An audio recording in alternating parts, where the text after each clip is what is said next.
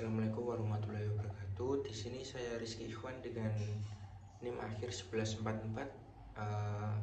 Sebelumnya ingin mohon maaf atas keterlaturan saya tidak hadir dalam presentasi kelompok saya, dan juga sekali lagi terima kasih kepada Ibu Fanya yang sudah memberi saya kesempatan untuk menjelaskan materi sekaligus juga memberikan saya nilai untuk presentasi saya. Baik, langsung saja. Di sini saya akan mempresentasikan materi mengenai developing operation capability, atau dengan kata lain peningkatan kemampuan operasi. Nah, di sini ini adalah sebuah konsep proses berkelanjutan untuk membangun, meningkatkan dan memperkuat kemampuan suatu organisasi dalam menjalankan fungsi operasinya secara efektif dan efisien. Nah, yang mendasari konsep ini adalah sebuah ide sederhana namun berjangkauan luas. Dengan kata lain, perubahan kecil yang diterapkan secara terus-menerus akan mendatangkan manfaat besar. Nah, developing operation capabilities ini lingkupnya masuk ke dalam untuk apa? Dalam lingkup sumber dayanya, kemudian dalam lingkup staf yang mengelolanya, kemudian prosesnya itu di situ terdapat celah untuk peningkatan yang lebih baik lagi. Baik, untuk selanjutnya adalah the learning atau experience curve. Nah, di sini adalah sebuah konsep strategi bisnis yang menyatakan bahwa semakin sering suatu perusahaan melakukan suatu aktivitas, maka biaya per unit atau produknya itu jatuhnya lebih turun atau lebih murah karena peningkatan efisien dan pembelajaran. Nah, pembelajaran ini adalah bagaimana cara suatu perusahaan itu berubah menjadi lebih baik lagi atau mengkoreksi dari kesalahan-kesalahannya. Nah, experience curve ini pertama kali dirumuskan dalam industri produksi pesawat terbang pada tahun 1930-an. Nah, di samping itu juga experience curve ini atau kurva pengalaman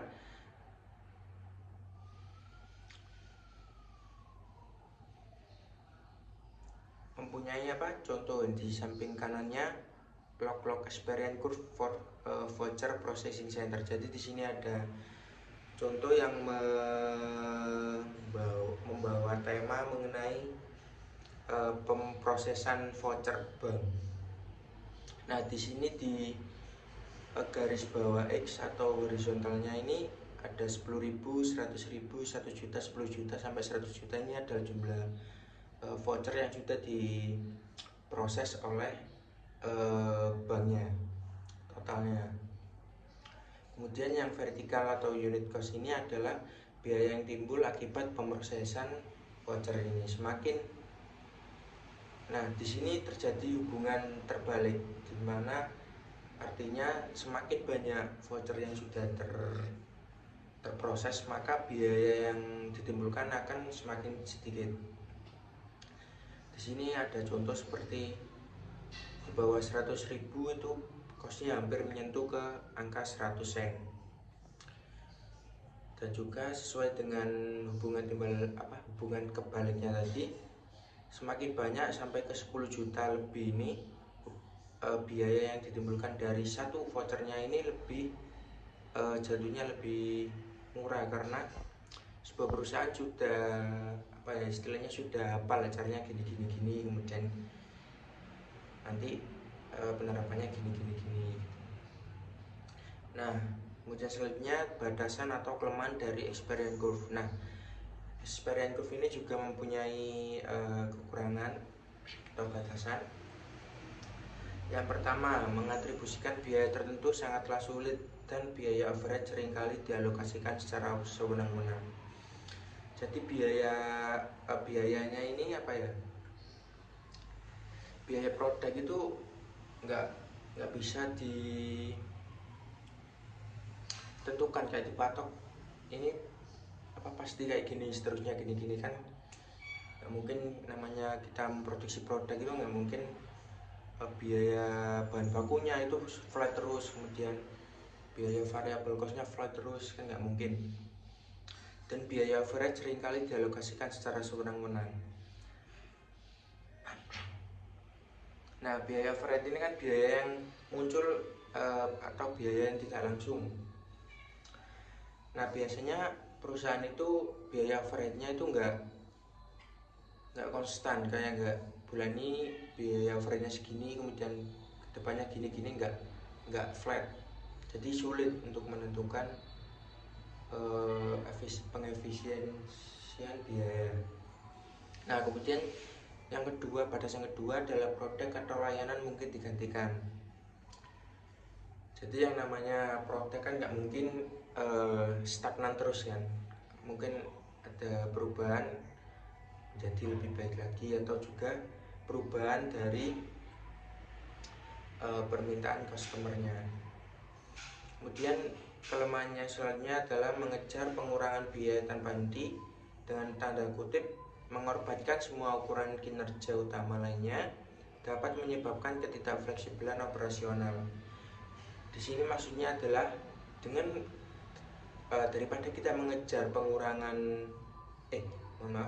dengan mengejar pengurangan biaya, pengefisiensi biaya tanpa henti, kayak terus kemudian mengorbankan semua ukuran kinerja utamanya. Nah, hal tersebut dapat menyebabkan ketidakfleksibelan operasional. Dengan kata lain, tidak worth it untuk mengejar efisiensi biaya terus tanpa dengan menghiraukan kinerja utama lainnya. Kemudian batasan yang terakhir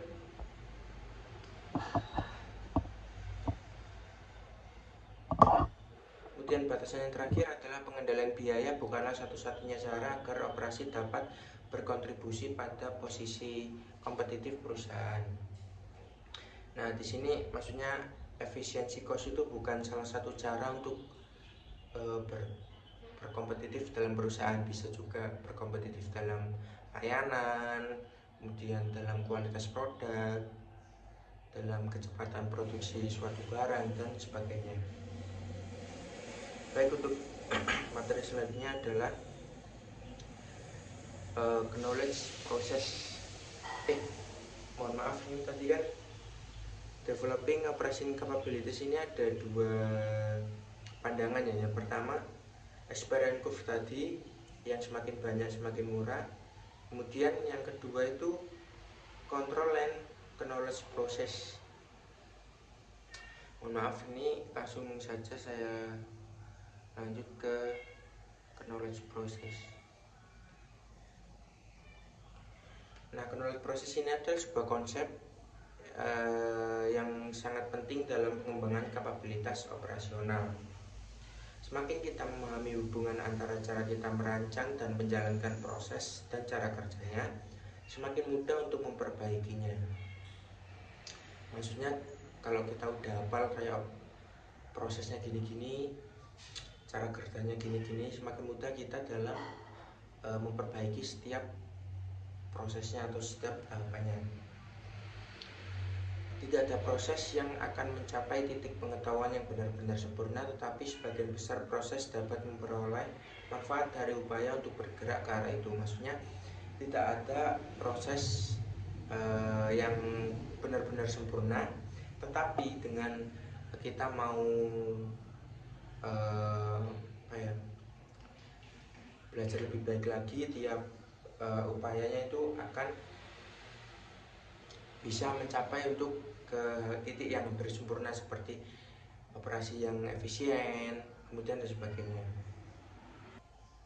Nah, selanjutnya di sini ada 8 karakteristik yang dicetuskan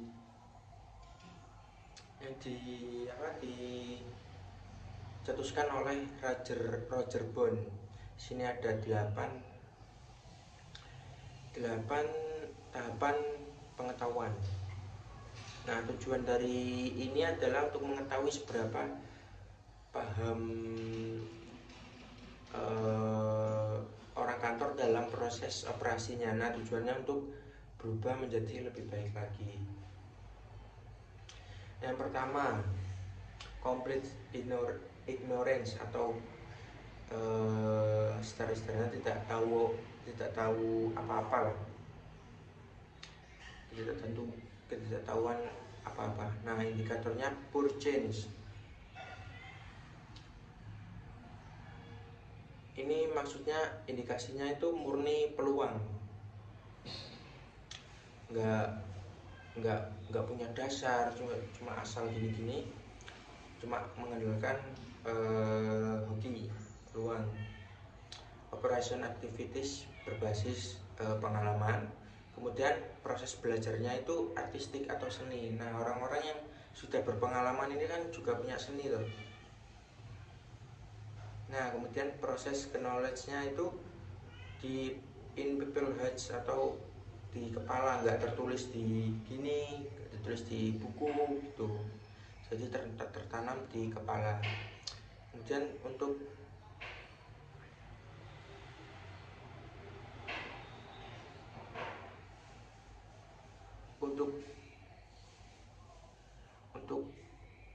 meningkatkannya tinkering atau untuk berpikir lah. Kemudian tahapan yang kedua adalah awareness atau kesadaran. Jadi di tahap kedua ini sudah mulai sadar. Indikasinya masih art atau dalam lingkup seni yang pengalaman tadi. Kemudian untuk apa ya, to maintain ini kayak standarnya itu loh, kayak cara mempertahankannya, cara mempertahankannya dengan standar atau profesionalisme. Nah, untuk meningkatkannya dengan develop standar, meningkatkan standar dan systematic measure. Dan yang ketiga adalah measurement atau pengukuran. Nah, indikatornya itu measure good output. Untuk mempertahankannya preserve standar. Untuk meningkatkannya eliminate cases of large disturbance to process. Ini kayak meningkatkannya itu mengeliminasi kasus itu, intinya mengeliminasi sesuatu yang apa ya, membebani dalam proses operasi. Nah, kemudian tahap keempat itu control of mean atau pengendalian rata-rata.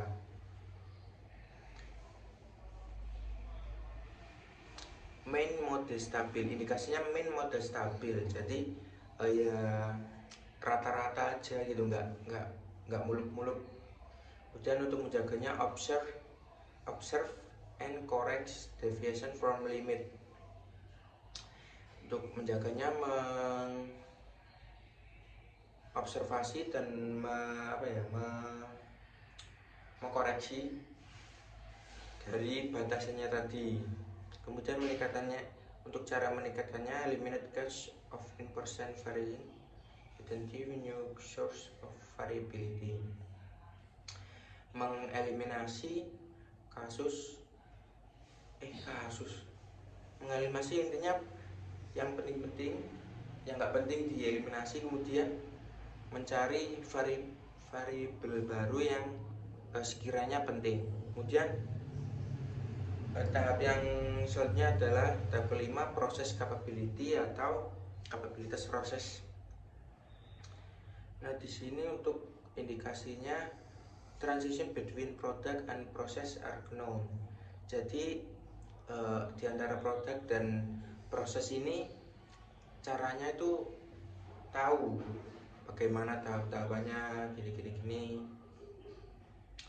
Kemudian proses learningnya itu natural experience atau ya natural aja, nanti sejalannya operasi perusahaan itu akan muncul dengan sendirinya. Nah, proses belajarnya itu bisa dengan written and oral atau kayak membaca lewat buku atau langsung melihat atau terjun langsung atau turun langsung. Nah, untuk menjaganya itu mengeliminate new cause of variability, mengeliminasi sebuah variability dalam kausnya apa loh, ya intinya seperti itu ya, untuk meningkatkannya stabilis proses transition and different process condition from different part. Menstabilisasi proses perpindahan dan memperbaiki dalam proses condition from different part, intinya untuk berubah menjadi lebih baik lagi. Kemudian tahap keenamnya adalah know-how. Penjelasan sampai ke tahap ke-6 atau know-how, dimana ini adalah pengetahuan praktis yang mana indikasinya adalah transisi antara produk dan juga proses yang diketahui. Jadi dari produk sampai prosesnya itu stafnya tahu. Kemudian cara menjaganya adalah monitoring proses atau memantau proses sesuai parameter, dan juga transisi and eliminate cause of new variability. Untuk meningkatkannya, scientific atau riset, eksperimen, dan juga teori untuk membangun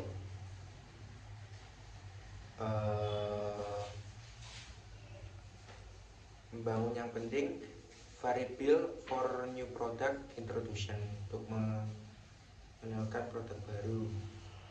Dan tahap yang ketujuh atau tahap kelas selanjutnya adalah know why, atau pemahaman mendalam.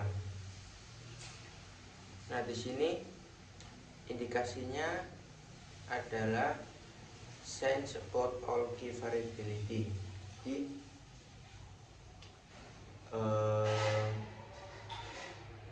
intinya sudah tahu lah semua kunci variabilitasnya. Kemudian operation activity-nya prosedur base, sesuai dengan prosedur. Kemudian proses belajarnya kontrol, eksperimen, dan simulasi. Jadi ini kayak intinya sesuai pengalaman dan juga berikan simulasi. Untuk proses knowledge-nya atau proses belajarnya bisa melalui database dan juga software. Untuk menjaganya sense, enquire, and debate. Jadi ini udah masuk tahap lanjut, bisa untuk menjaganya bisa riset, kemudian debat ilmiah gitu. Kemudian untuk meningkatannya scientific experiment, experimentation, and theory building on all variable. Jadi untuk meningkatannya dengan riset ilmiah, kemudian teori-teori pengembangan dari semua variabel. Kemudian tahap yang terakhir itu tahap complete knowledge atau pengetahuan yang sempurna. Indikasinya adalah know all variable and relationship for product now and in the future. Jadi sudah tahu semua variabel produknya dan hubungan dari produknya dari sekarang atau masa depan. Intinya seperti sudah tahu proses-prosesnya dari si produknya ini.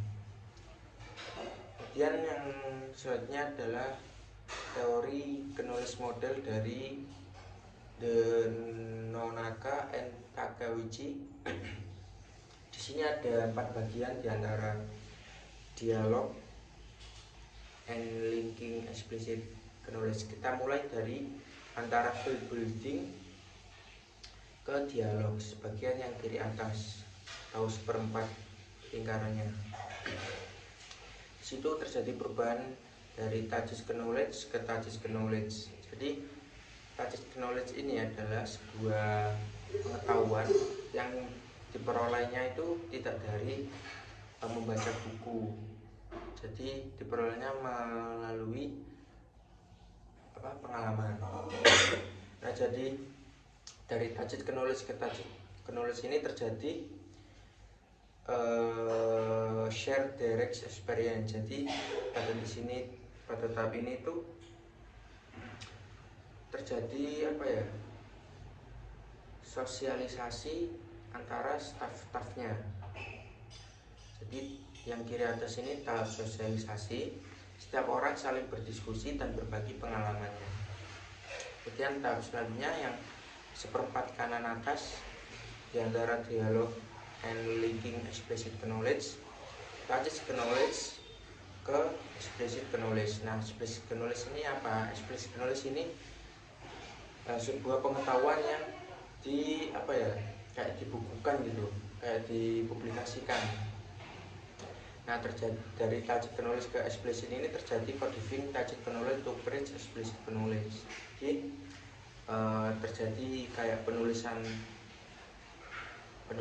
penuangan ide, membuat model dan analogi. Kemudian di antara seperempat lingkaran kanan bawah, di antara linking explicit knowledge ke learning by doing, ini terjadi explicit knowledge ke explicit knowledge, yang mana terjadi organization and application of explicit knowledge. Jadi di sini ada kombinasi. Seperti intinya itu menerapkan apa yang sudah ditangkap dari tahap sebelumnya.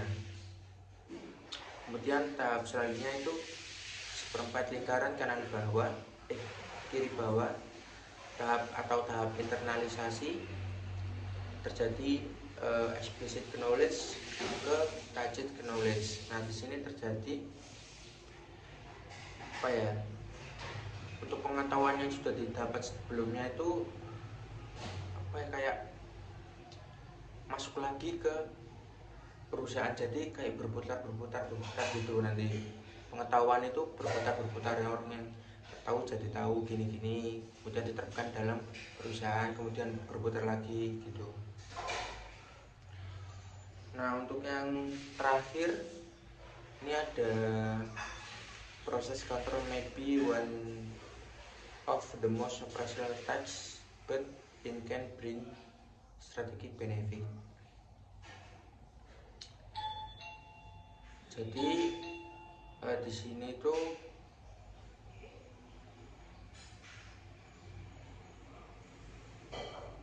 sebentar. Jadi di sini tuh terjadi kayak penjelasannya dari kemampuan operasi itu asalnya dari kontrol, kemudian ke knowledge, yang mana kontrol ini mengontrol operation, reason, and process. Kemudian didevelop dengan pengetahuan menjadi peningkatan